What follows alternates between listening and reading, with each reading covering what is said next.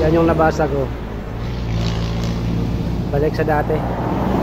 Mayroon na naman tayo dito ang gagawin na motor na PCX 160. Yan yung motor, mga kadynamo motor ng ating kliyente. Pasok yung unahan at naandito din yung pampalit natin para sa kanyang motor. Yan ang mga kadynamo motor. Simulan na natin ang paggawa nito. Ito na mga kadynamo motor. Buksan na natin ito.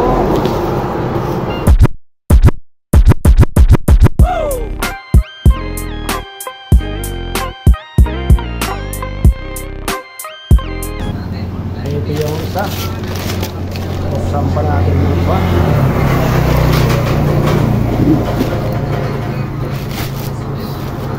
Original na Honda.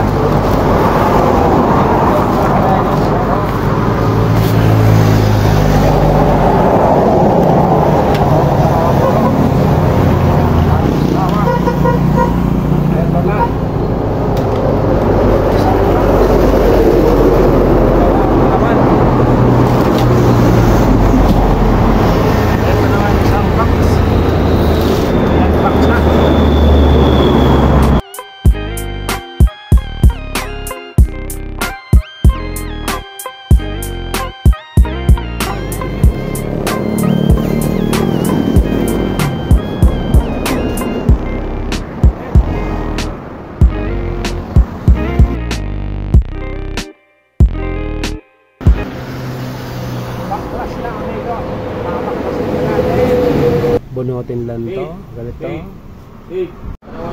Tapos may lakyan dyan. Tapos dito, may lakyan dito. Tanggalin mo lang. Natanggal na natin yung dalawang lock. Ito na siya. Bunot na natin. Para mabunot mo tong dashboard, may lakyan dito, saka dito. Saka dito. Yan, bago mong matanggal yan, bubuksan mo muna to. Yan, ito. Mabunot na to.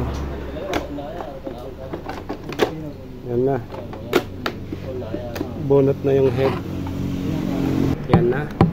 Nabunot na yung socket ng dashboard. Ito yung socket ng dashboard nya. Nabunot na natin. Tanggal na yung dashboard. Ito na yung dashboard nya. Sunod naman yung head. Meron yan ditong lock. Yan. 10mm. Saka ito 10mm din. Sa may side meron dito lang yung lock. Bali 4 na lock lang to. Makabunot mo na yung head. Ito yung head nya. Andito yung socket socket ng headlight. Pindutin mo lang to. Ito na siya. Ito na yung headlight na PCX. Yan na yung motor nya. Para maalis natin ito, nagamit tayo ng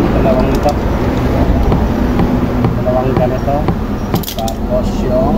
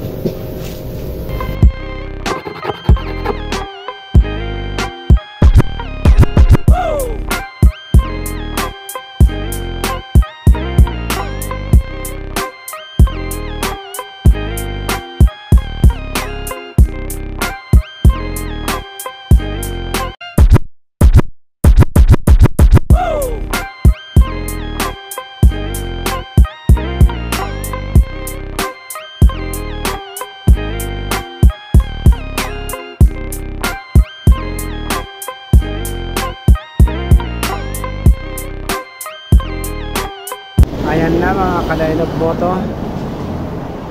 Tapos na natin i-install yung nabasag. Yan yung nabasag, oh. Balik sa dati. Konting washing lang nito, balik to sa dati. Parang bago na ulit. Parang walang nangyari. Ayan na si PCX 160. Na-install na natin yung lens. Cover na dalawa. Yun, oh. Okay na.